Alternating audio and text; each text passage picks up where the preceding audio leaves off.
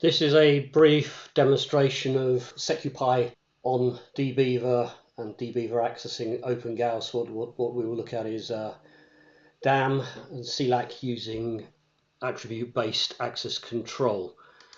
The setup is I'm connecting to OpenGauss using DBeaver with a Postgres setup, which I'll talk about. I have one user, Jill, who has C2 clearance, which means she can see data that's marked C1 and C2. I have a user, Jack, whose clearance is C4, which means he can see C1 through C4. The columns are marked email C3, job C5, and name C3. So therefore, as we move through it, I will turn this on and then you will see the relevant markings. So moving to DBeaver, this is the connection setup. So I've taken Postgres, and as you can see here, we're using a slightly non-standard Postgres port, but it's just the way I built the database. Jack is a user, the driver is Postgres. If I now run the connection, we get to see some data. I'll run it twice because DBeaver caches data. I'm now going to move on to SecuPi. You can see the SecuPi dashboard. I connected with Jack, as you saw previously. He has access to the table, so we saw the select star from gaussdb.customers C_CS. I've added some classifications in for the columns of interest, the number of rows returned, and the data. So if we open this up, we can actually see what's happened. So I get to see user Jack from this IP address. The real user is myself because I've logged onto this desktop and I'm running the command as Jack, and we get to see Jack's role, so it's user Jack. These are some additional attributes that Jack has picked up from the way we manage things.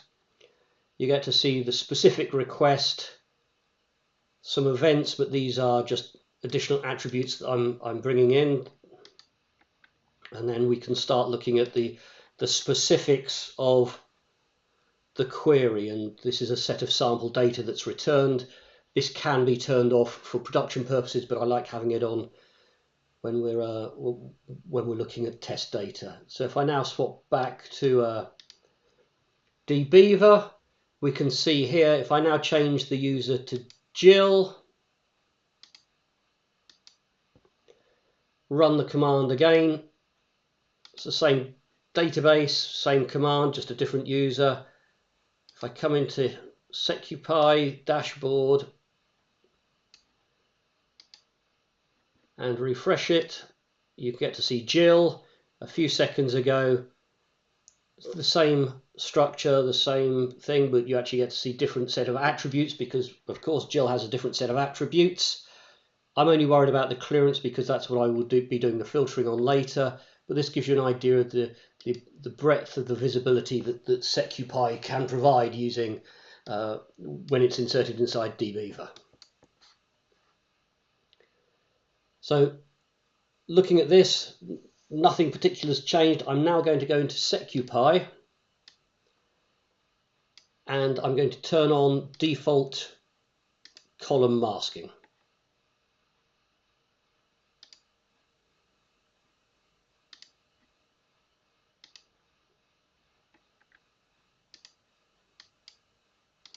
So this now, give it a second or two to catch up, means that the data is masked for Jill. And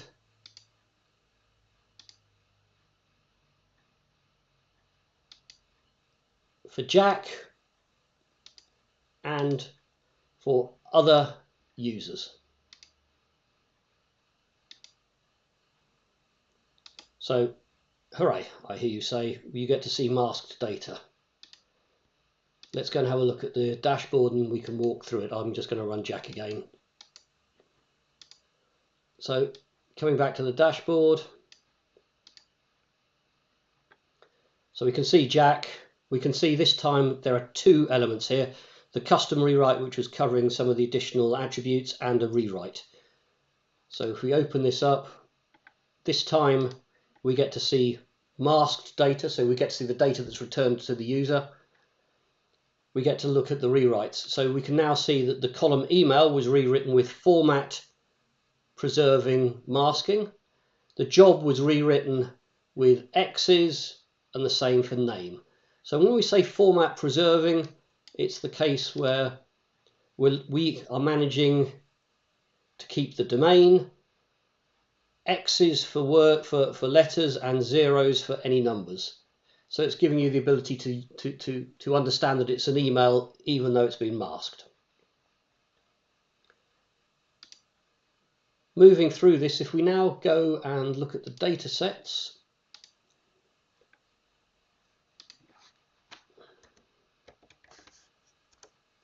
so I have three data sets here, as I said previously, that have got different clearance markings. What I'm going to do is go into here and match the user clearance to the column clearance.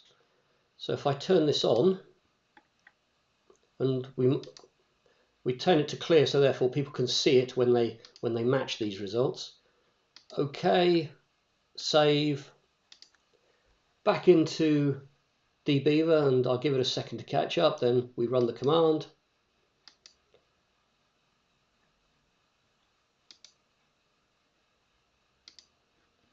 Looks like I haven't turned it on. Ah, look, here we go. Sorry, I mistakenly didn't enable it. So if we enable it, OK, save, and then jump back into DBeaver to run the command.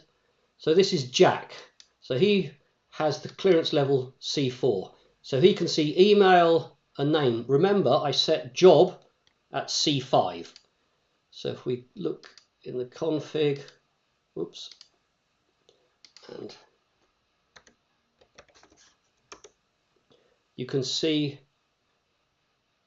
job is C5. If I change this down to C3,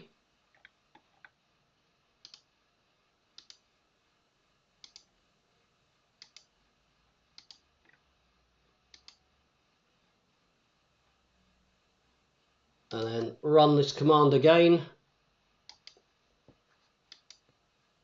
job is now unmasked. You might see me clicking the play button twice. This is because DBeaver caches data, so you just got to run it twice.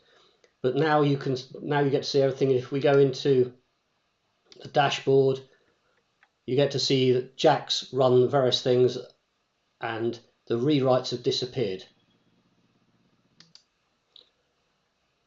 So as you can see, Jack has doesn't have any rewrites here, and if we move in again, we get to see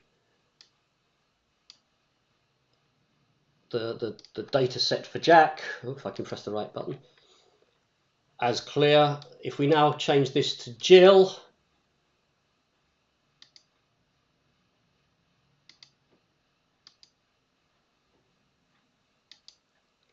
remember Jill is a C2, so anything above C2 she will see as masked. So again, you get to see the job, the email, and the name.